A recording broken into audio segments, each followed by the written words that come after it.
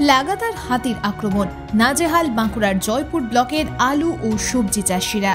বাঁকুড়ায় বিঘার পর বিঘা আলুর জমি ও সবজি নষ্ট করছে হাতির দল। পড়াশোনা প্রচুর সমস্যার সম্মুখীন হচ্ছেন মহাজনের কাছ থেকে ঋণ নিয়ে আলু চাষ করা ও সবজি চাষ করা কৃষকরা। একদিকে জেট আলুর যেমন ক্ষয়ক্ষতি হয়েছে, অন্যদিকে জ্যোতি আলুর জমির উপর দিয়ে হাতির দলের আনাগোনায় দফা রফা আলুর জমি। জানা গিয়েছে গতকাল সোমবার রাতে 50 থেকে 55টি হাতির একটি দল আচমকাই মাগুরার জঙ্গল থেকে বেরিয়ে চলে আসে বাঁকুড়া জয়পুর ব্লকের বর্ডার সংলগ্ন আঙারিয়া গ্রাম এলাকায়। চারিদিকে ঘন বসতিপূর্ণ এলাকা হওয়ায় হাতির দলকে ঘিরে ফেলে এলাকার মানুষ, আর যার জেরে ফসলের জমির ব্যাপক ক্ষয়ক্ষতি করে ওই এলাকায়। এই প্রসঙ্গে কৃষকেরা কি জানাচ্ছেন শুনে নেওয়া যাক। হাতি বন থেকে বনে হাতি। কতগুলো ছিল হাতি? আমি তো আর রাতে থাকি নাই, কিন্তু বলছে তো 60-65টা ছিল। কখন হয়েছে এটা? রাত 3টার সময়। রাত 3টার সময়? 3টার সময় বলছে, কিন্তু আমি থাকি নাই, মানে 2টার দিকে। কখন হয়েছে কিভাবে জানতে পারলেন আপনার জমি ক্ষয়ক্ষতি হয়েছে? সকালবেলা যারা ছিল তারা যে খবর দিল, বললো তোমার আলু বাড়ি আর সিম বাড়ি একদম সেরে দিয়েছি। কতটা জায়গা আলু এটা? 1 বিঘা। 1 বিঘা আলু? হ্যাঁ। 1 বিঘা আলুই তো নষ্ট হয়ে গেছে। হ্যাঁ। কিভাবে চাষ করেছিলেন, কোথা থেকে টাকা নিয়ে করেছিলেন, এখন কিভাবে কি করবেন ভাবছেন? এখন আর কি করবো, যে পাবে তাকে তো তোমাকে দেনা করে তো লাগিয়ে দিচ্ছি। এবারে সে হয়নি দেখে আবার তার কাছ থেকে দেনা করতে হবে, করে দেনাটা বাড়বে। যদি এই আলুটা কি আবার পুনরায় লাগানো যাবে না এই আলুটা দিয়ে হয়ে যাবে? এই আলুটা হবে না। এই আলুটা কি হবে? এটাতে 2 প্যাকেট আলু হবে না। এখন কি নতুন করে আলু লাগালে হবে এই জমিটায়? এবারে যদি হয় তাকে বলবো, সেও তো দেখবে যে দেনাটা দিয়েছে। এটা কি আলু ছিল? এটা ছিল পোগরাজ। পোগরাজ? হ্যাঁ। এখন এই আলুটা তো বেঁধে গেছিল প্রায়। হ্যাঁ, বেঁধে গেছে। এই তো মার্বেলের মতো সাইজ দেখতে পাচ্ছ তো। কতটা ক্ষয়ক্ষতি হলো, কত টাকার আনুমানিক? আনুমানিক মোটামুটি 14-15 হাজার টাকা খরচা ছিল। খরচা হয়েছিল? খরচা হয়ে গেছে। এবারে পানি মিনিট জল দিয়ে একবার 16-17 হাজার খরচা হয়েছে। টোটাল টাকাটাই চলে গেল। আপনার নাম? আশরাফ মন্ডল। গ্রাম? আঙারিয়া।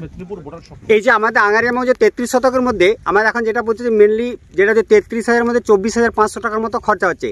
এখানে মহাজন প্রথা সম্পূর্ণ নিজস্ব টাকা নিয়ে এরা কিন্তু চাষ করে না, সম্পূর্ণ আমরা হচ্ছে যে ওই মহাজন প্রথা থেকে নিয়ে এসে টাকা নিয়ে এসে তার টাকা শোধ করে দিয়ে দেখা গেল 1,000 টাকা লাভ পায়।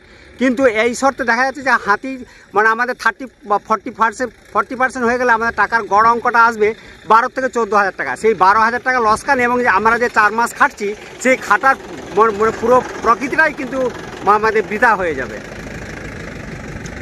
ক্ষতিপূরণের জন্য আবেদন করবেন? আমরা ক্ষতিপূরণের জন্য প্রত্যেককে উচ্চপদাধিকারী যারা আমাদের রেঞ্জার সাহেব আছেন বা বন দপ্তর যারা আছেন, প্রত্যেকে আমরা কিন্তু যথাযথ যে জায়গাতে যাওয়ার সেইখানে প্রতিটি প্রতিক্রিয়াতে আমরা কিন্তু জানাবো যে আমরা এত পরিমাণ ক্ষতি হয়েছে বলে। এই এলাকাতে মোটামুটি আনুমানিক কত বিঘার মতো ক্ষয়ক্ষতি? আমরা যে এখানে যে আমরা চাষাবাদ করছি সেখানে দেখা যাচ্ছে যে 6,400-500 কৃষক।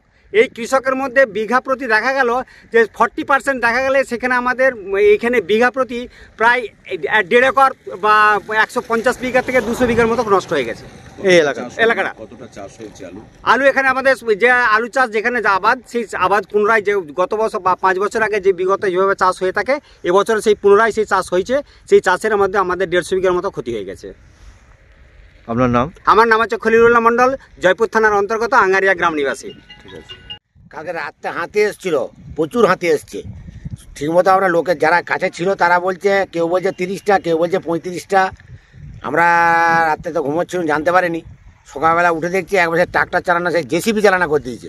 এমন অবস্থা করে দিয়েছে পুরো মেরে একদম মানে হওয়া ফসলটাকে যা করে দিয়েছে, মানে ওগুলো যে কী করা যাবে কিছু মানে ভাবা যায়নি।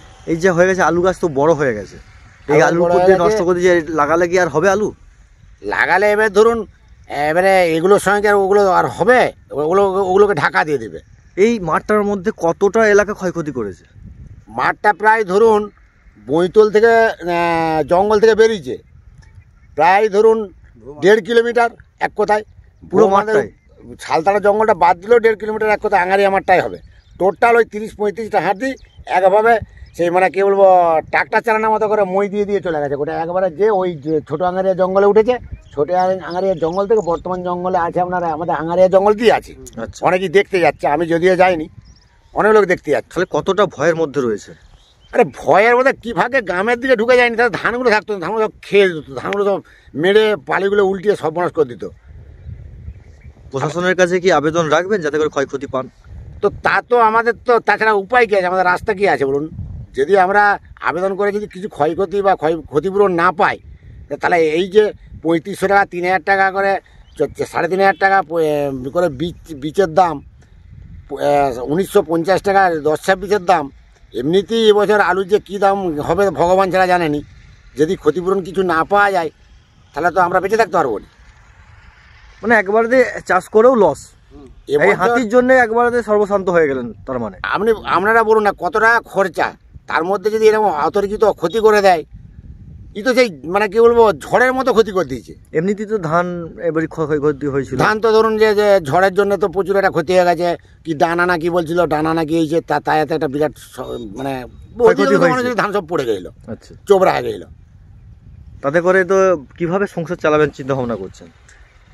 সেটা ভগবানের ইচ্ছা, কি করে চালাবো, যেভাবে কারো 3 বেলা খাচ্ছি না 2 বেলা খাবো, এইভাবে চলবে আর কি। এই যে আলু চাষ করেছেন ধার নিয়ে তো করেছেন বা কোনো জায়গা থেকে? মহাজন ছাড়া আলু চাষ হয়, সমিতির থেকে লোন করা হয়, অন্যান্য লোকের কাছেও হ্যাঁ সমিতি থেকে লোন করা হয়, তারপরে এমনি পাবলিকের কাছেও করা হয়, বীজ টিজগুলো পাবলিকের কাছে নেওয়া হয়।